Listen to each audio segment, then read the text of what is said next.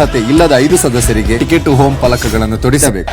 ನಮ್ ಬಾಸ್ ಟಾಸ್ಕಲ್ 0. ನೀವು ಮಾತಾಡ್ಕೊಂಡೆ ಮನೆಗೆ ಹೋಗ್ರಿ, ಇಲ್ಲಿರೋರು ಆಡ್ಕೊಂಡಾದ್ರು ಗೆಲ್ಲಿ. ಮೊದಲನೇ ದಿನ ಬಂದಿದ್ರು 5 ದಿನಕ್ಕೆ ಲಗೇಜ್ ಇಟ್ಕೊಂಡು ಹೋಗ್ತಿದ್ರು. 50 ದಿನ ಕಳೆದ್ಮೇಲೆ ಬಂದಿದ್ದೀರಿ, ಅದಕ್ಕೆ ಅದೃಷ್ಟ ಮಾಡಿದ್ರಿ. 50 ದಿವಸ ಆಗಿ ಬಂದಿರೋದು ನಿಮ್ಮ ಅದೃಷ್ಟ. ಸ್ಟಾರ್ಟಿಂಗ್ ಅಲ್ಲೇ ಬಂದಿದ್ರೆ ಅಂದ್ರೆ ನೀವು 4ನೇವರೆಗೆ ಕಳ್ಸಿಬಿಟ್ರಿ. ನೀವ್ ಹೇಳ್ದಂಗೆ ಆಡೋರ್ ಮಾತ್ರ ಬರ್ಬೇಕು, ಆಡೋರ್ ಮಾತ್ರ ಬರ್ಬೇಕು. ಅಫೆಂಡ್ ಆಗ್ತಿದ್ದೀರಾ. ಹಾಯ್ ಹಲೋ ನಮಸ್ಕಾರ. ಸ್ಮಾರ್ಟ್ ಸ್ಕ್ರೀನ್ ಯೂಟ್ಯೂಬ್ ಚಾನಲ್ಗೆ ಸ್ವಾಗತ. ನಾನು ಶ್ವೇತಾ ಕಲ್ಕಣಿ. ಈ ವಾರ ಆರಂಭ ಆಗ್ತಾ ಇದ್ದಂತೆ ಕ್ಯಾಪ್ಟನ್ ಆಗಿರುವಂತ ರಜತ್ ಅವರ ಉಪಸ್ಥಿತಿಯಲ್ಲಿ ಎಂತದ್ದು ಟಾಸ್ಕ್ ಅನ್ನ ಕೊಡಬಹುದು, ಯಾವ ರೀತಿಯಾಗಿ ಈ ವಾರ ಎಂಟರ್ಟೈನ್ಮೆಂಟ್ ಅನ್ನ ಕೊಡಬಹುದು, ಒಂದಿಷ್ಟು ರೀತಿಯಾದ ಚರ್ಚೆಗಳು ಇದ್ವು. ಸೊ ಇವತ್ತಿನ ಪ್ರೋಮೋವನ್ನ ಗಮನಿಸಿದಾಗ ರಜತ್ ಅವರನ್ನ ಖಳನಾಯಕನನ್ನಾಗಿ ಮಾಡಿ ಆಟಕ್ಕೆ ಮತ್ತೊಂದು ಗತ್ತನ್ನ ಕೊಟ್ಟಿದ್ದಾರೆ ಅಂತಂದ್ರೆ ತಪ್ಪಾಗಂಗಿಲ್ಲ. ನೋಡಿ, ನೀವು ಅಂದ್ರೆ ಹಿಂದಿನ ಒಂದು ಸಂಚಿಕೆಯನ್ನ ನೀವು ಗಮನಿಸಿರ್ಬೋದು. ಮಂಜು ಅವರು ಕ್ಯಾಪ್ಟನ್ ಆಗಿರುವಂತ ಸಂದರ್ಭದಲ್ಲಿ ಮಂಜುಗೆ ತಕ್ಕಂತ ಒಂದು ಟಾಸ್ಕ್ ಅನ್ನ ನಿರ್ಮಾಣ ಮಾಡಿದ್ರು, ಅದುವೇ ರಾಜನ ಟಾಸ್ಕ್. ಮತ್ತೆ ಮೋಕ್ಷಿತನ ರಾಣಿ ಮಾಡಿದ್ರು. ಆ ವಾರ ತುಂಬಾ ಚೆನ್ನಾಗಿ ಆ ಒಂದು ಟಾಸ್ಕ್ ನೆರವೇರ್ತು ಅಂತ ಹೇಳ್ಬೋದು. ಸೊ ಈ ವಾರ ಎಲ್ಲಾ ರೀತಿಯಾಗಿ ಎಲಿಜಿಬಲ್ ಇರುವಂತಹ ರಜತ್ ಅವರು ಕ್ಯಾಪ್ಟನ್ ಆಗಿರುವ ಸಂದರ್ಭದಲ್ಲಿ ಎಲ್ರಿಗೂ ಒಂದು ದೊಡ್ಡ ನಿರೀಕ್ಷೆನೆ ಇತ್ತು, ಎಂತಹ ಟಾಸ್ಕ್ ಗಳನ್ನ ಕೊಡಬಹುದು ಅಂತ ಹೇಳಿ. ಸೊ ರಜತ್ ಅವರು ಕೂಡ ಹೆಂಗ್ ಬ್ಯಾಲೆನ್ಸ್ ಮಾಡಬಹುದು, ಹೆಂಗೆ ಆ ಟಾಸ್ಕ್ ಗಳನ್ನ ಅವರು ನಿಭಾಯಿಸಬಹುದು ಅನ್ನೋದು ಒಂದಿತ್ತು. ಸೊ ರಜತ್ ಅವರ ತಕ್ಕಂತೆ ಖಳನಾಯಕನ ಒಂದು ಟಾಸ್ಕ್ ಅನ್ನ ಕೊಟ್ಟಿದ್ದಾರೆ. ಸೊ ಇಲ್ಲಿ ರಜತ್ ಅವರು ಖಳನಾಯಕ ಅಂತ ಹೇಳಿ ಗೊತ್ತಾದ ನಂತರ, ಅನೌನ್ಸ್ ಆದ ನಂತರ ಅವರು ತಮ್ಮ ವೇದಿಕೆ ಹತ್ರ ಬರ್ತಿರ್ತಾರೆ. ಸೊ ಆ ಸಂದರ್ಭದಲ್ಲಿ ಖಳನಾಯಕನ ಗತ್ತಲ್ಲಿ, ಆ ಸ್ಟೈಲ್ ಅಲ್ಲಿ ಸೊ ಅವರು ನಾಯಕ್ ನಹಿ ಈ ಒಂದು ಸಾಂಗಿಗೆ ಸ್ಟೆಪ್ ಹಾಕ್ತಾ ಅವ್ರು ಬಂದಿರೋ ಸ್ಟೈಲ್ ಮಾತ್ರ ತುಂಬಾ ಚೆನ್ನಾಗಿತ್ತು. ಮತ್ತೆ ಅವರು ತೊಟ್ಟಿರುವಂತ ಆ costume, may be Bigg Boss ತಂಡನೇ ಅವ್ರಿಗೆ ಆ ಕಾಸ್ಟ್ಯೂಮ್ ಕೊಟ್ಟಿರ್ಬೋದು ಅನ್ಸುತ್ತೆ. ಚೆನ್ನಾಗಿದೆ, ಬ್ಲಾಕ್ ಕಾಸ್ಟ್ಯೂಮ್ ಹಾಕೊಂಡು ಅವರು ಆ ತರ ಗತ್ತಲ್ಲಿ ಬರ್ತಾ ಇರೋದು ಚೆನ್ನಾಗಿದೆ. ಮತ್ತೆ ಅವ್ರಿಗೋಸ್ಕರ ಒಂದು ವೇದಿಕೆನೂ ಕೂಡ ರೆಡಿ ಮಾಡಿದ್ದಾರೆ. ಸೊ ಸೇಮ್ ರಾಜನ್ ತರ, ರಾಜನಿಗೆ ಹೆಂಗ್ ಒಂದು ಆಸ್ಥಾನ ಕ್ರಿಯೇಟ್ ಮಾಡಿದ್ರಲ್ಲ, ಸೊ ಇವ್ರಿಗೂ ಕೂಡ ಖಳನಾಯಕನಿಗೆ ಹೋಲುವಂತ ಒಂದು ವೇದಿಕೆನ ಇದನ್ ಮಾಡಿದ್ದಾರೆ. ರೆಡ್ ಕಾರ್ಪೆಟ್ ಹಾಕಿದ್ದಾರೆ, ಮತ್ತೆ ಒಂದು ಚೇರ್ಗೆ ಅದಕ್ಕೆ ರೆಡ್ ಬಟ್ಟೆನ ಹಾಕಿದಾರೋ ಏನ್ ಹಾಕಿದಾರೋ ಏನೋ, ತುಂಬಾ ಚೆನ್ನಾಗಿದೆ ಅಂತ ಹೇಳ್ಬೋದು. ಸೊ ಇವತ್ತಿನ ಪ್ರೋಮೋದಲ್ಲಿ ಏನಾಯ್ತು ಅಂತಂದ್ರೆ, ಇವತ್ತಿನ ಪ್ರೋಮೋದ ಮೇನ್ ಹೈಲೈಟ್ ಏನು ಅಂತ ಅಂದ್ರೆ, ಹನುಮಂತ ಲಮಾಣಿಗೆ ಫಿನಾಲೆ ಕಂಟೆಸ್ಟೆಂಟ್ ಅಂತ ಎಲ್ರು ಕೂಡ ಹೇಳ್ತಾರೆ.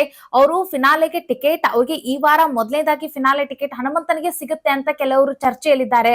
ಆದ್ರೆ ರಜತ್ ಅವರ ಕ್ಯಾಪ್ಟನ್ಸಿಯಲ್ಲಿ ಅವ್ರೇನ್ ಖಳನಾಯಕ ಆಗಿದ್ದಾರಲ್ಲ, ಈ ಸಂದರ್ಭದಲ್ಲಿ ಅವ್ರಿಗೆ ಒಂದು ಟಾಸ್ಕ್ ಅನ್ನ ಕೊಟ್ಟಿದ್ದಾರೆ ಬಿಗ್ ಬಾಸ್ ತಂಡ. ಏನದು ಅಂತಂದ್ರೆ, ಫಿನಾಲೆಗೆ ಹೋಗಲು ಅರ್ಹ ಇಲ್ಲದಿರುವಂತ 5 ಸ್ಪರ್ಧಿಗಳಿಗೆ ಟಿಕೆಟ್ ಟು ಹೋಮ್ ಅಂತ ಹೇಳಿ ಒಂದು ಟಾಸ್ಕ್ ಅನ್ನ ಕೊಟ್ಟಿದ್ದಾರೆ. 5 ಸ್ಪರ್ಧಿಗಳಿಗೆ ಆ ಟಿಕೆಟ್ ಅನ್ನ ಕೊಟ್ಟು, ಅಂದ್ರೆ ಇವರು ಮನೆಗೆ ಹೋಗಕ್ ಲಾಯಕ್ಕು, ಇವರು ಫಿನಾಲೆಗೆ ಅಲ್ಲ ಅನ್ನೋ ಒಂದು ಲೆಕ್ಕದಲ್ಲಿ ಈ ಒಂದು ಟಾಸ್ಕ್ ಅನ್ನ ಕೊಟ್ಟಿದ್ದಾರೆ. ಸೊ ಅದರಲ್ಲಿ ರಜತ್ ಅವರು ಯಾರ್ಯಾರಿಗೆ ಈ ಟಿಕೆಟ್ ಟು ಹೋಮ್ ಅಂತ ಹೇಳಿ ಈ ಟಿಕೆಟ್ ಅನ್ನ ಕೊರಳಿಗೆ ಹಾಕಿದ್ರು ಅನ್ನೋದು ಇಲ್ಲಿ ತುಂಬಾ ಕ್ಯೂರಿಯಾಸಿಟಿ ಬಿಲ್ಡ್ ಮಾಡಿತು. ಅದರಲ್ಲಿ ಹನುಮಂತನಿಗೆ ಆ ಟಿಕೆಟ್ ಅನ್ನ ಹಾಕಿದ್ದನ್ನ ಬಿಗ್ ಬಾಸ್ ಅಷ್ಟಾಗಿ ತೋರಿಸಿಲ್ಲ.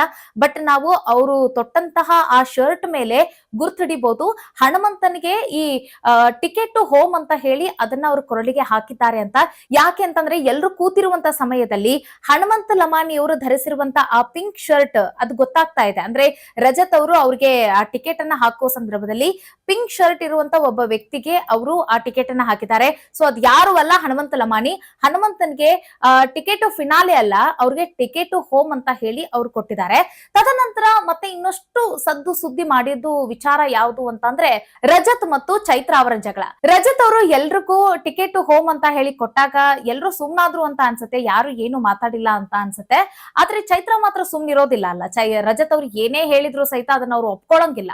ಅದಕ್ಕೊಂದು ತಿರುಗೇಟನ್ನ ಏನಾದ್ರು ಕೊಡ್ತಿರ್ತಾರೆ, ಏನಾದ್ರು ವಾಪಸ್ ಮಾತಾಡ್ತಾರೆ. ಸೊ ಹಂಗೆ ರಜತ್ ಅವರು, ಇವರು ಮನೆಗೆ ಹೋಗಕ್ಕೆ ಲಾಯಕ್ಕು, ಇವರು ಟಿಕೆಟ್ ಫಿನಾಲೆ ಅಲ್ಲ, ಇವರು ಫಿನಾಲೆಗೆ ಹೋಗೋವಂತ ಕಂಟೆಸ್ಟೆಂಟ್ ಅಲ್ಲ ಇವರು.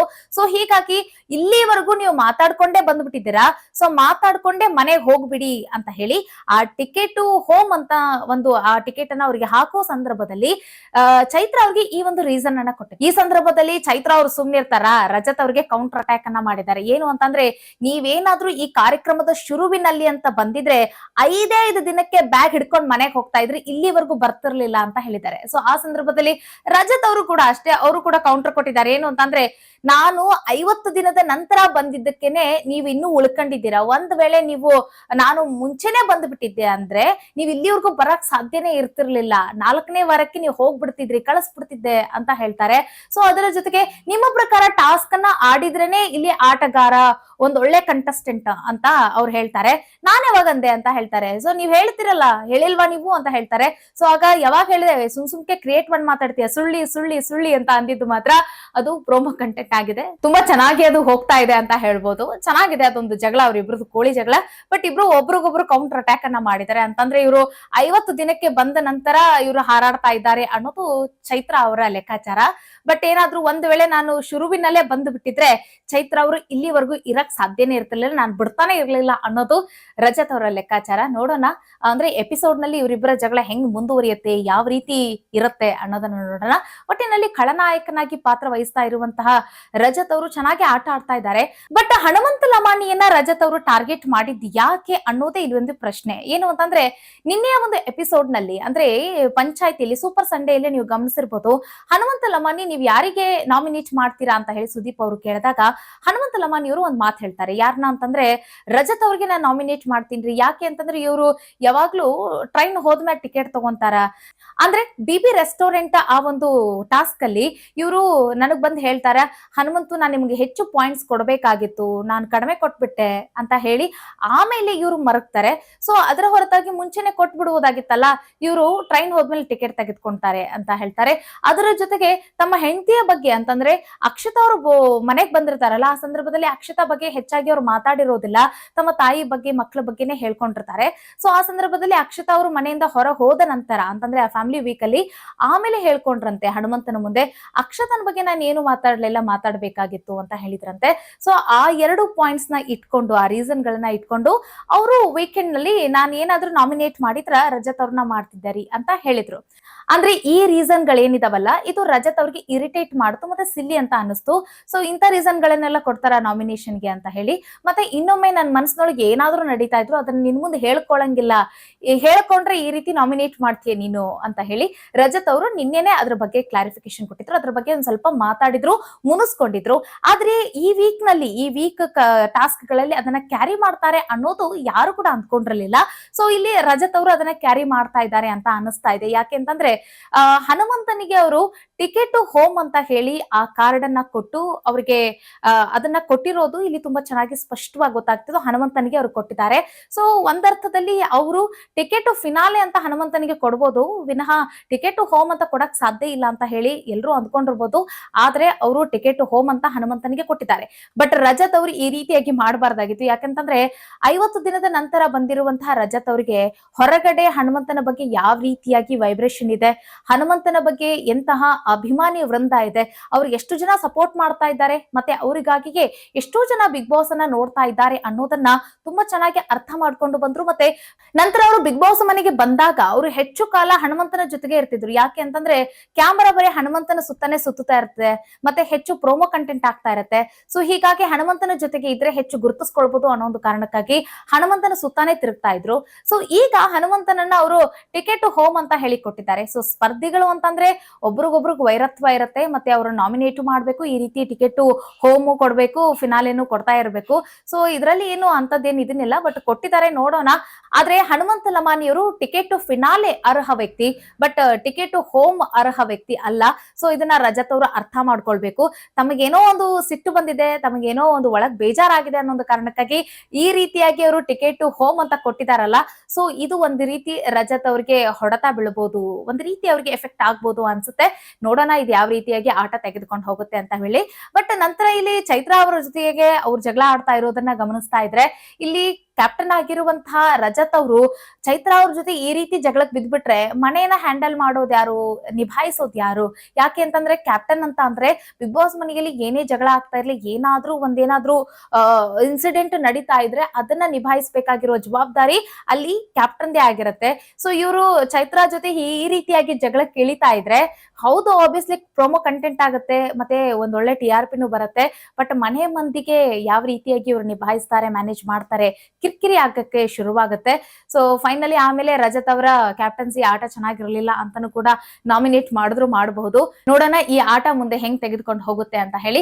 ನೋಡಿ, ಬೇಗ ಹನುಮಂತ ಲಮಾಣಿ ಅವರು ಎಚ್ಚೆತ್ತುಕೊಂಡು ಆಟವನ್ನ ಚುರುಕಾಗಿ ಆಡ್ತಾ ಅವರು ಫಿನಾಲೆಗೆ ಹೋಗ್ಬೇಕು. ಯಾಕೆ ಅಂತಂದ್ರೆ ಅವರೊಬ್ಬ ಫಿನಾಲೆ ಕಂಟೆಸ್ಟೆಂಟ್.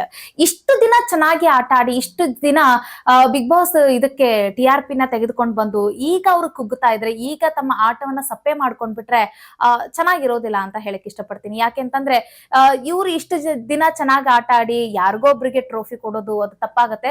ಸೊ ಹನುಮಂತ ಸ್ವಲ್ಪ ಎಚ್ಚೆತ್ಕೊಂಡು ಚೆನ್ನಾಗಿ ಆಟ ಆಡ್ಲಿ ಅನ್ನೋದು ಕೂಡ ನಮ್ಮ ಆಶಯ. ಅದರ ಜೊತೆಗೆ ರಜತ್ ಅವರು ಈ ರೀತಿಯಾಗಿ ಅವ್ರಿಗೆ ಟಿಕೆಟ್ ಹೋಮ್ ಅಂತ ಕೊಟ್ಟಿದ್ದ ತಕ್ಷಣ ಅವ್ರೇನು ಮನೆಗೆ ಹೋಗಿ ಬಿಡೋದಿಲ್ಲ. ಬಟ್ ಹನುಮಂತನ ಆಟದ ಮೇಲೆ ಡಿಪೆಂಡ್ ಆಗಿರುತ್ತೆ, ಹನುಮಂತನಿಗೆ ಬೀಳುವಂತ ಓಟ್ಗಳ ಮೇಲೆಯೂ ಕೂಡ ಡಿಪೆಂಡ್ ಆಗಿರುತ್ತೆ. ಬಟ್ ಸೋಷಿಯಲ್ ಮೀಡಿಯಾದಲ್ಲಿ ಒಂದಿಷ್ಟು ಚರ್ಚೆಗಳಂತ ನಡೀತಾ ಇದೆ. ಏನು ಅಂತಂದ್ರೆ, ನಿನ್ನೆ ವೀಕೆಂಡ್ ನಲ್ಲಿ ಸ್ಕಿಚ ಸುದೀಪ್ ಅವರು ಒಂದ್ ಮಾತನ್ನ ಹೇಳ್ತಾರೆ, ಈ ವಾರ ಯಾರು ಚೆನ್ನಾಗಿ ಆಟವನ್ನ ಆಡ್ತೀರಾ ನೋಡಿ ಅವರಿಗೆ ಡೈರೆಕ್ಟ್ ಆಗಿ ಫಿನಾಲೆ ಟಿಕೆಟ್ ಅಂತೂ ಸಿಗುತ್ತೆ. ಸೊ ಫಿನಾಲೆ ಟಿಕೆಟ್ ಅಂತೂ ಸಿಕ್ಬಿಟ್ರೆ ನಿಮ್ಗೆ ಯಾರು ಕೂಡ ಎಲಿಮಿನೇಟ್ ಮಾಡೋ ಅವಶ್ಯಕತೆನೂ ಇಲ್ಲ, ನಾಮಿನೇಟ್ ಮಾಡೋ ಅವಶ್ಯಕತೆನೂ ಇಲ್ಲ. ಅದ್ ಯಾವ್ದ್ರ ಬಗ್ಗೆಯೂ ಕೂಡ ಟೆನ್ಷನ್ ಮಾಡ್ಕೊಳ್ಳದೆ ಆರಾಮಾಗಿ ನೀವು ಫಿನಾಲೆ ಹೋಗ್ಬಿಡ್ಬೋದು. ಸೊ ಅರ್ಥ ಮಾಡ್ಕೊಂಡು ತುಂಬಾ ಸೂಕ್ಷ್ಮವಾಗಿ ತುಂಬಾ ನಾಜೂಕಾಗಿ ಆಟ ಆಡ್ತಾ ಹೋಗಿ, ಸೊ ಸ್ವಲ್ಪ ಹುಷಾರಾಗಿ ಆಟ ಆಡಿ ಅಂತ ಹೇಳಿ ನಿನ್ನೆ ಸುದೀಪ್ ಅವರು ಎಲ್ಲರಿಗೂ ಕೂಡ ಎಚ್ಚರಿಕೆಯನ್ನ ಕೊಟ್ಟಿದ್ರು, ಮತ್ತೆ ಇದೊಂದು ನ್ಯೂಸ್ ಅನ್ನ ಹೇಳಿದ್ರು.